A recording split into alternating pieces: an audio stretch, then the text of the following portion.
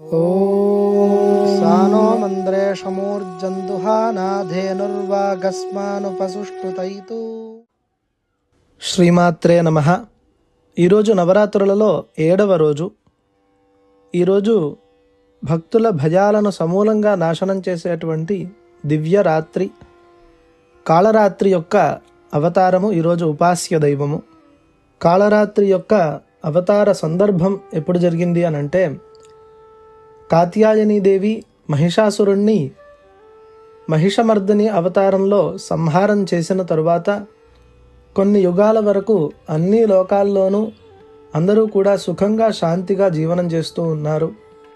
కొంతకాలానికి శుంభ నిశుంభులు అనేటువంటి రాక్షసులు లోకానికి కంటకులుగా మారి లోకమంతటినీ కూడా హింసిస్తూ ఉన్న సందర్భంలో ఇంద్రాది దేవతలందరూ కూడా వారితో యుద్ధం చేసి అలసిపోయినప్పుడు నిస్సహాయులైనటువంటి దేవతలంతా కూడా వారిని ఎలాగైనా జయించాలనేటువంటి తపనతో పరమశివుణ్ణి వేడుకోవడానికి కైలాసానికి బయలుదేరుతారు.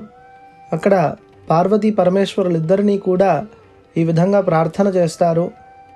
ఈ శుంభ నిశుంభులిద్దరూ కూడా లోకానికి కంటకులై మమ్మల్ని అందరినీ కూడా నానా రకాలుగా హింసిస్తున్నారు, కాబట్టి వీళ్ళ నుండి మమ్మల్ని మీరు కాపాడాలి ఏ విధంగానైనా అని ప్రార్థన చేస్తారు.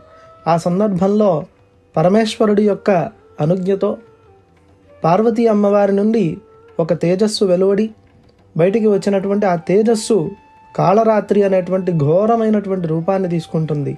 ఆ రూపం ఎంత భయంకరంగా ఉంది అని అంటే, పార్వతీదేవి కూడా ఆ రూపాన్ని చూసి ఒక్క క్షణం భయపడిందిట. అందుకే ఆమెకు కాళరాత్రి అనే పేరు వచ్చింది. కానీ ఈ భయంకరమైనటువంటి రూపము కేవలం అధర్మానికి మాత్రమే కంటకము, రాక్షస ప్రవృత్తికి మాత్రమే కంటకము. భక్తులకి ఈవిడ ఎప్పుడూ కూడా రక్షకురాలు, ఈవిడే మోక్షప్రదాత. ఇక ఈవిడ యొక్క స్వరూపాన్ని మనం వర్ణన చేసుకుందాము. కాళరాత్రి స్వరూపము అంధకార స్వరూపము, గాఢమైనటువంటి నల్లని వర్ణం, వెలుగునే మింగేసేటువంటి తేజస్సు ఆవిడది. జాజ్వల్యమానమైనటువంటి రుండమాలలు ధారణ చేసి ఉంటుంది ఆవిడ. చెదిరిపోయినటువంటి జుట్టు విరబోసుకొని ఆవిడ దర్శనమిస్తుంది. ఆవిడకు 4 చేతులు, ఒక చేతితో వరముద్ర, ఇంకొక చేతితో అభయముద్రని ధారణ చేసి మరో 2 చేతుల్లో త్రిశూలము అలాగే కొడవలిని ధారణ చేసి ఉంటుంది ఆవిడ వాహనం గాడిద. ఈ గాడిద అజ్ఞానాన్ని నాశనం చేయడానికి ఇది సూచకము. రూపం భయంకరమైనా కూడా అపారమైనటువంటి కరుణ ఆ అమ్మవారిది. దేవీ మహాత్మ్యంలో అమ్మవారిని ఒక శ్లోకంలో వర్ణన చేస్తారు.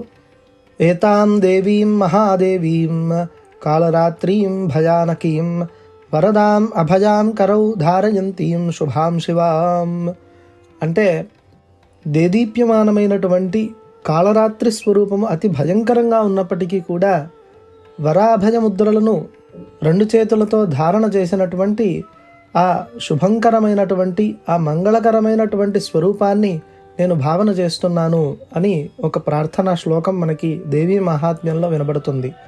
అందుకే ఈ కాళరాత్రి అమ్మవారిని ఉపాసన చేసిన వాళ్ళకి అనేక రకాలైనటువంటి భయాలన్నీ కూడా తొలగిపోతాయి. అజ్ఞానం అనే అంధకారం తొలగిపోయి నిజమైనటువంటి సత్యమైనటువంటి జ్ఞానం లభిస్తుంది. భూతప్రేత పిశాచాది శక్తులన్నిటి నుండి కూడా రక్షణ లభిస్తుంది. మనలోని సహస్రార చక్రం ప్రకాశిస్తుంది. తద్వారా అంతర్గతమైనటువంటి అంధకారమంతా కూడా తొలగిపోయి మన బుద్ధి మనస్సు అంతా కూడా వెలుగుతో నిండిపోతుంది. ఈ దేవత యొక్క రంగు నీలవర్ణం, అంటే నలుపు. ఈవిడకు ఇష్టమైనటువంటి నైవేద్యం బెల్లం. ఇక ఈ అమ్మవారిని ఉపాసించేటువంటి మంత్రము శ్రీకాళరాత్ర్యై దుర్గాయై నమః.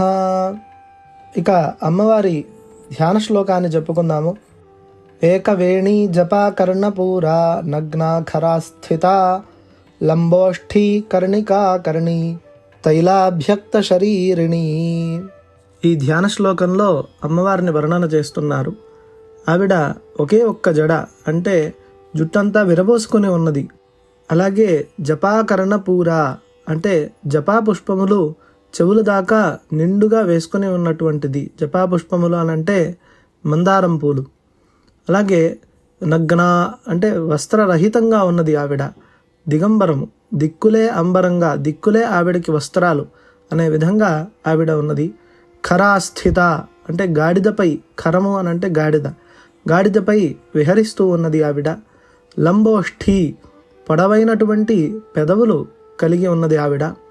కర్ణికాకర్ణి కర్ణభూషణంగా పద్మకర్ణికలను ధారణ చేసింది.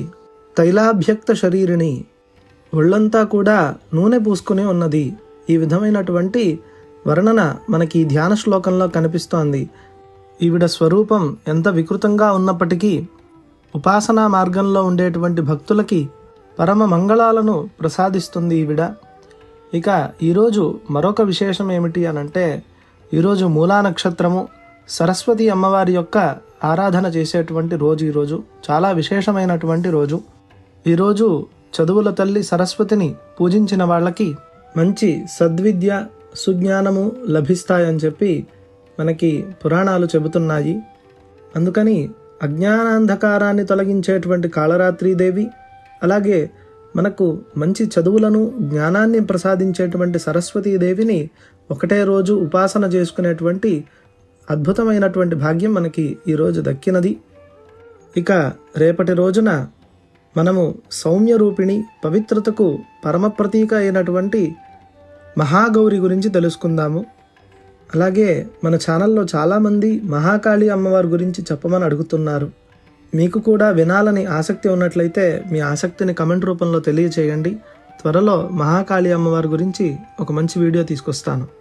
ఈ వీడియో నచ్చినట్లయితే లైక్ చేయండి, షేర్ చేయండి, కమెంట్ చేయండి. ఛానల్ని సబ్స్క్రైబ్ చేసుకోవడం మాత్రం మర్చిపోవద్దు. మరో ఆసక్తికరమైన వీడియోతో మళ్ళీ కలుసుకుందాము. శ్రీమాత్రే నమః.